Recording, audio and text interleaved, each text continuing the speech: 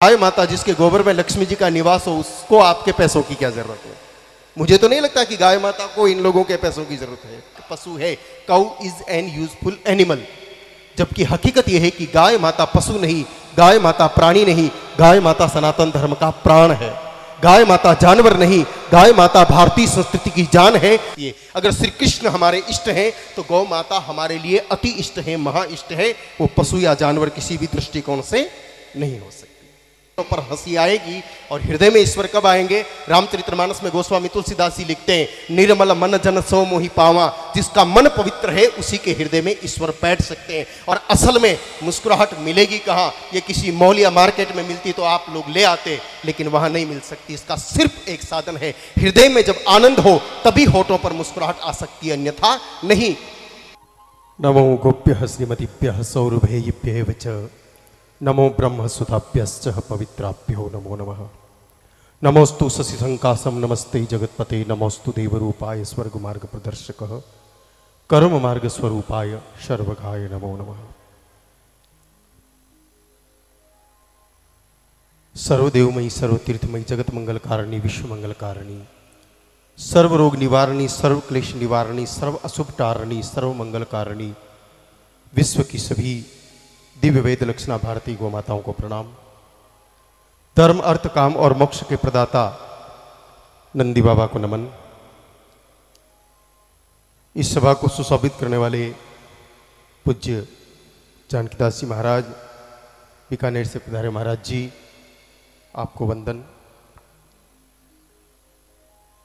कामधेनु विद्यालय के संस्थापक संचालक निदेशक सारण जी, आज के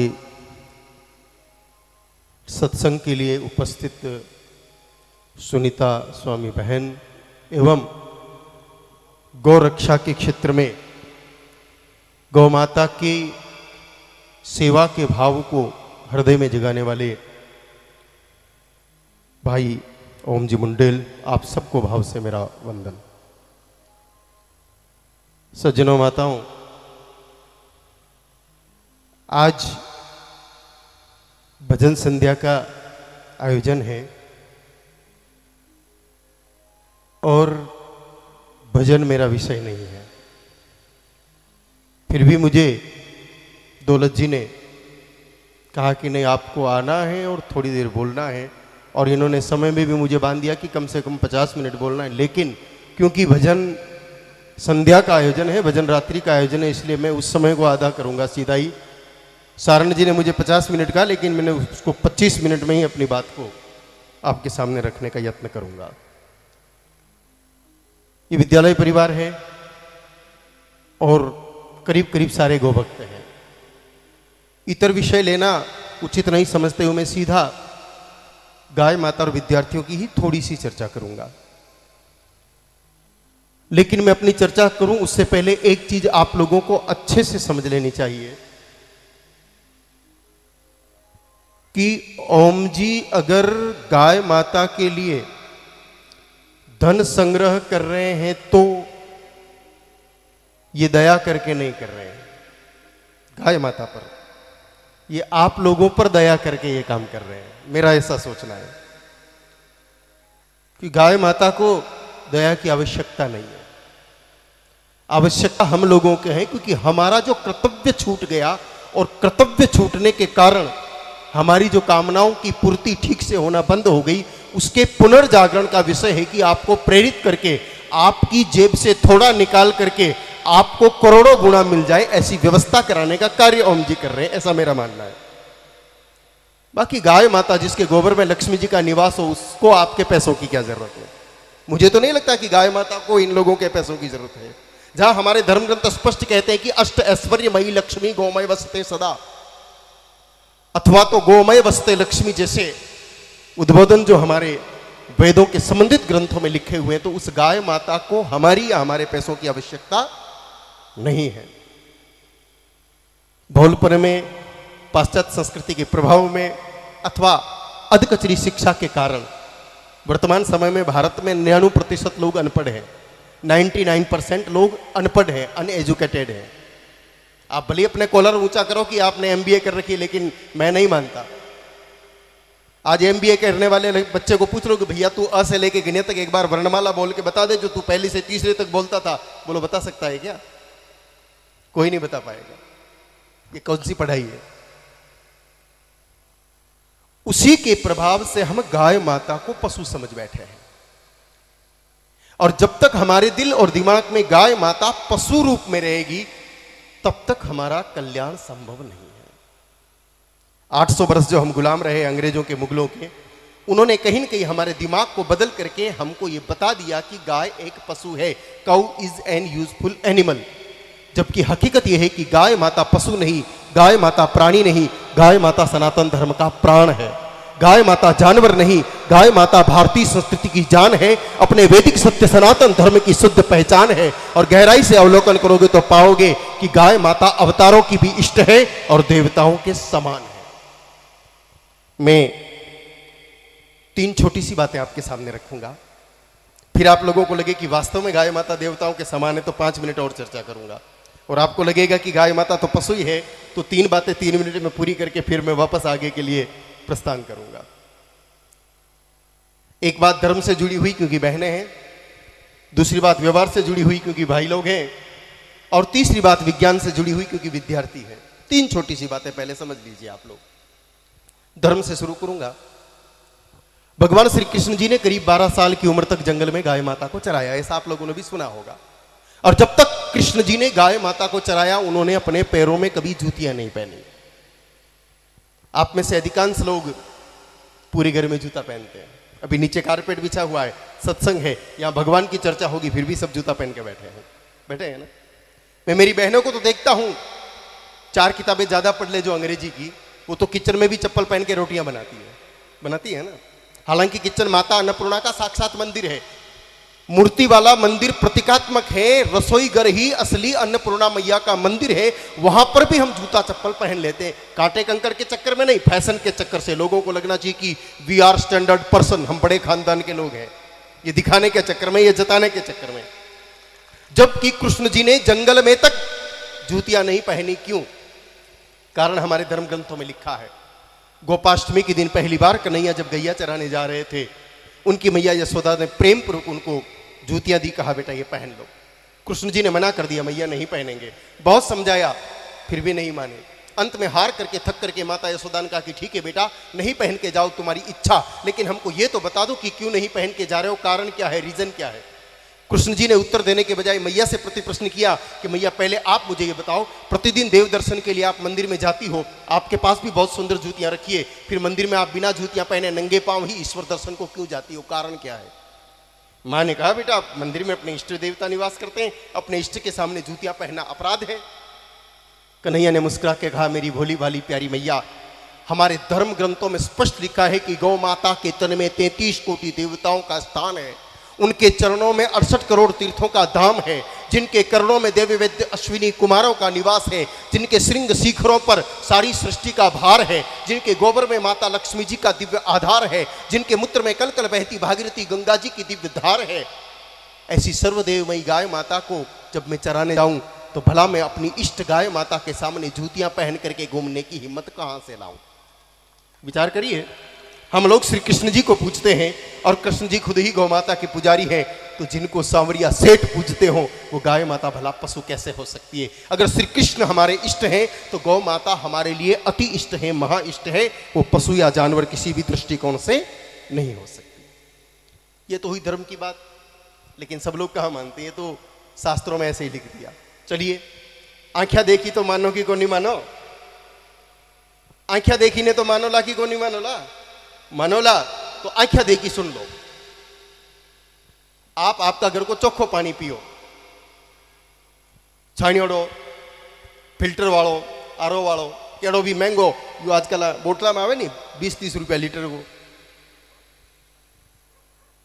वो पानी आपका पेट में जावेला 2 घंटा 3 घंटा या 5 घंटा रहेला। हमारी बात थोड़ी सी हल्की है लेकिन समझो, चौखी बात ने समझावन रे खातिर थोड़ी सी हल्की बात को सहारो ले रही हूं कि वो पानी आपका पेट में जावेला 2 घंटा 3 घंटा या 5 घंटा रहेला, और 5 घंटा के बाद वापस अपना पेट से निकलेला थे सब जानो, या तो पसीनो बन निकलेगा और या पचे यूरिन मूत्र पेशाब बनन निकलेगा।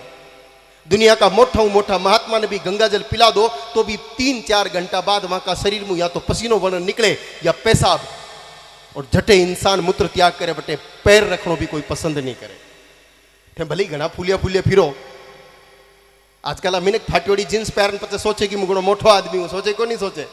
थे कितना ही मोटा हो पर गंगा जल पियो तो थाका शरीर में जाया बाद वो गंदो मूत्र बनन निकलेला। और जी गाय माता ने आपा गलती से पशु समझ बैठा, जी के लिए अपना धर्म ग्रंथा में स्पष्ट लिखो कि गावो विश्वस्य मात्रः सर्वभूतानाम गावः त्रैलोक्यस्य मात्रः गावः जगन मात्रम। ये सारी उपाधियां जो गाय माता को मिली है, उस गाय माता के दिव्य स्वरूप को समझ लो। दूध दूहने के बाद सैकड़ों गाय माताएं सड़क पर छोड़ दी जाती है। वो गाय माता जब प्यास के मारे उसको शुद्ध जल नहीं मिलता तो किसी खड्डे का पानी पीती है जिसमें कुत्ता भी मुंह डालता है। वो गंदा पानी गाय माता पीती है। 2 घंटा 3 घंटा या 5 घंटा वो पानी गाय माता के पेट में रहेगा और 5 घंटे बाद जब वापस निकलेगा परम पवित्र गौमूत्र बन के निकलता है। उसी गौमूत्र से मंदिर की मूर्तियों के स्थापना के समय स्नान होता है। उसी गौमूत्र को पी करके विद्वान लोग तपस्या करने बैठते हैं। और जब किसी इंसान का रोग बहुत उच्च स्तर पर बढ़ जाए, बड़े बड़े डॉक्टर ठीक नहीं कर पाए, तब वैद्य लोग सलाह देते कि भैया कुछ दिन गौमूत्र पी लो, लाभ होगा। लोग पीते हैं और छोटी मोटी प्रॉब्लम को तो भूल जाइए। कैंसर जैसे भयंकर रोग से गौमूत्र को पी करके 100% ठीक होते हैं। तुलना कर लीजिए, हम लोग गंगा जल पिए तो भी वो गंदा मूत्र बन जाता है, गाय माता गंदा पानी पिए तो भी वो गंगा जल की तरह पवित्र और औषधि की तरह उपयोगी बनकर के इंसान के काम आता है। तो जिस गाय माता के शरीर में इतनी पॉजिटिव एनर्जी है कि वो अपवित्र को पवित्र और अनुपयोगी को उत्तम बना करके हम मनुष्यों के उपयोग योग्य कर दे, ऐसी परम पवित्रा तन धारणी गाय माता भला पशु कैसे हो सकती है। चलिए, जो ज्यादा पढ़ लिख लिए, पढ़े लिखों से मुझे कोई प्रॉब्लम नहीं है, जो ज्यादा पढ़ लिख लिए, जिनको ज्ञान का ओवर डाइजेशन हो गया है, जिनके लिए कह सकते हैं एजुकेटेड इडियट, पढ़े लिखे मूर्ख, 4 किताबें अंग्रेजी की पढ़ने के बाद वो भारतीय संस्कृति की किसी भी बात को स्वीकार नहीं करते, चाहे वो कितनी ही विज्ञान सम्मत साइंटिफिक क्यों नहीं हो। उनके लिए एक छोटा सा प्रमाण दे रहा हूं। आप जितने भी भाई बहन बैठे हैं, आप में से किसी का भी ब्लड प्रेशर हाई रहता हो। मॉडर्न मेडिकल साइंस का मानना है कि इंसान के शरीर का डायस्टोलिक ब्लड प्रेशर 80 से अधिक नहीं होना चाहिए और सिस्टोलिक ब्लड प्रेशर 120 से ज़्यादा नहीं होना चाहिए। अगर इससे अधिक है तो उस व्यक्ति को जीवित रहने के लिए डेली टेबलेट लेनी पड़ेगी, नहीं तो ब्रेन या हार्ट डैमेज हो सकता है, डेथ भी हो सकती है। ऐसा डॉक्टर बोलते हैं, मैं नहीं कह रहा हूं, डॉक्टरों का ऐसा मानना है। आयुर्वेद पर विश्वास करने वाले लोग अपने आप को बचाने के लिए सर्वगंधा गणपति खाते हैं। एलोपैथी को विश्वास करने वाले लोग एमोलवास या एनवास 25 जैसी कोई कोई टेबलेट खा के अपनी लाइफ को मैनेज करते हैं। कुल मिलाकर के जो ब्लड प्रेशर का पेशेंट है उसको डेली टेबलेट लेनी पड़ेगी। एक दिन आप सुबह सुबह गाय माता की जांच कर लीजिए, परीक्षा ले लीजिए। भगवान शिव स्वयं माता पार्वती जी को, सती को कहते हैं कि अगर संदेह है तो परीक्षा ही समाधान है। जो तुमरे मनुकछ संदेहु तो कि निजाई परीक्षा लेहु। ऐसी गाय माता की परीक्षा लेने का सरल तरीका, सुबह सुबह अपना ब्लड प्रेशर चेक करा लो, कितना ज्यादा है पर्ची पर लिखवा लो, टेबलेट कुछ मत लो, सीधा देसी गाय माता के पास जाओ। देसी गाय माता जिसकी पीठ पर कुकुद हो शिवलिंग जैसा, गले में झालरी हो और बोले तो सुंदर स्वर निकलना चाहिए, माँ। जो ऊपर से हवाई अड्डे की तरह एकदम सपाट होती है, गले में भी कंबल नहीं होती और बोलती तो ऐसा लगता है जैसे कोई बेसुरा बाजा पुंपाड़ी बज गया। वो गाय नहीं, वो विदेशी वर्णशंकर पशु है। और गीता जी के पहले अध्याय में लिखा है कि वर्णशंकरता कुल का नाश करती है। और गीता जी की नहीं मानो तो मॉडर्न मेडिकल साइंस की मान लो। WHO का स्पष्ट कहना है कि जर्सी का एवन प्रोटीन मिल्क पीने से सीजोफ्रेनिया और ऑटिज्म जैसी बीमारी बढ़ती है। The national cancer institute of America की रिपोर्ट है कि 20-22 साल तक एवन प्रोटीन मिल्क यानी कि जर्सी होलिस्टन जैसे विदेशी वर्णशंकर जानवरों का दूध पिला दो, उसको कैंसर होने की संभावना कई गुना बढ़ जाती है। उस जर्सी की बात नहीं कर रहा हूं, देसी गाय माता जिसमें गीर, थारपार, गर्राठी, साहिवाल, आपकी क्षेत्रीय और नागौरी, ये सारी नस्ल आ जाती है। उस गाय माता की पीठ पर 10 मिनट हाथ घुमा करके 11 परिक्रमा करके वापस डॉक्टर के पास जाके अपना ब्लड प्रेशर चेक कराइए। प्री और पोस्ट, पहले और बाद वाली दोनों रिपोर्टों में अगर आपको अंतर लगे तो फिर विचार कर लेना कि जिस मां को छूने और सहलाने से अगर किसी आदमी का ब्लड प्रेशर कंट्रोल हो जाता हो तो ऐसी स्पर्श शक्ति दाता गाय माता भला पशु कैसे हो सकती है। लेकिन ऐसी गाय माता को जब से हम लोगों ने पशु समझना शुरू किया है, ठीक तो नहीं लगेगा आपको, लेकिन बोली देता हूं कि उसके बाद हम लोगों में और पशुओं में जो मूल अंतर है वो समाप्त हो गया है। अपना में डांडा डोरा में कई फर्क है। आपा रोटी खावा कुत्तो भी पेट भरे, आपा हिनान करा भैंस भी नावे, आप मकान बनावा, चिड़िया भी घोंसलो बनावे, आप साल भर को अनाज इकट्ठो कर रखा, मधुमक्खी भी शहद इकट्ठो कर रखे, थे चौका चौका कपड़ा पहरो, दिन में 2 या 3 बार ड्रेस चेंज करो, थे कपड़ा चेंज करो तो थाका शरीर को कलर चेंज हुए, और किरकाटियों बिना कपड़ा चेंज करिया 3 दान कलर ने बदल देवे। ये दुनिया रा जितना ही लोग जो कर रहा है नहीं वो सब डांडा डोर भी करे, खाणो पीणो नहाणो दोनों सिर्फ इतो ही आपा कर रहा। तो प्रश्न पैदा हुए कि आपना में डांडा डोरा में कई फर्क है। What is difference between animal and human? इंसान की वास्तविक पहचान सिर्फ एक चीज से होती है, सिर्फ एक चीज से, और उसका नाम है मुस्कुराहट। 84 लाख प्रकार के कुल जीव हैं जगत में, कीड़े मकोड़े, हाथी घोड़े, तैरने वाले, उड़ने वाले, रेंगने वाले, चलने वाले, नभचर, जलचर, थलचर, उभयचर, लेकिन ईश्वर ने अलावा इंसान के किसी भी प्राणी को मुस्कुराना नहीं सिखाया। बोलो, आपने कभी किसी गधे को मुस्कुराते हुए देखा? नहीं देखा। और किसी दिन आपको कोई गधा मुस्कुराता हुआ मिल जाए तो समझ लेना ये गधा इंसान बनने की प्रैक्टिस कर रहा है, इसकी तैयारी चालू है। और कोई इंसान अगर 24 ही घंटे मुंह लटका के बैठा रहे तो क्या समझना चाहिए? बोल दो, समझ गए आप लोग? Smile is very necessary for human life. बिना मुस्कुराहट के इंसान इंसान नहीं कहला सकता। और आज इस दुनिया में अगर सबसे अधिक टोटा किसी चीज का है तो वो मुस्कुराहट का ही तो है। अरे भाई, थे एड़ी चौखी जनसभा में बैठा हो, जिस दिन गाय माता को तो पुण्य स्मरण को दिन है, और थाका नागौर का लाडला घोभक्त ओम जी भाई को काई है? गलत बोल रही हो थे लोग। नॉट बर्थडे, मेरी मानो तो इट्स अपीयर डे। प्रकटीकरण दिवस मानता हूं मैं, महापुरुषों का जन्म नहीं हुआ करता। गौ माता के लिए काम आने वाले लोगों का जन्म नहीं हुआ करता। आप क्या मानते हो, तेजा जी का जन्म हुआ? प्रकट हुए। राम जी के लिए रामचरितमानस में कहीं नहीं लिखा है महाराज जी की जन्म हुआ, स्पष्ट लिखा कि भय प्रकट कृपाला दीन दयाला कौशल्या हितकारी। तो ये तो राजी होने का दिन है भाई।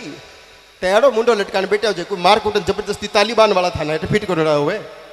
एक प्राकृतिक प्रसन्नता है, आज उसी की कमी पूरे विश्व को दिखाई दे रही है। और असल में मुस्कुराहट मिलेगी कहां? ये किसी मॉल या मार्केट में मिलती तो आप लोग ले आते, लेकिन वहां नहीं मिल सकती। इसका सिर्फ एक साधन है, हृदय में जब आनंद हो तभी होठों पर मुस्कुराहट आ सकती है, अन्यथा नहीं।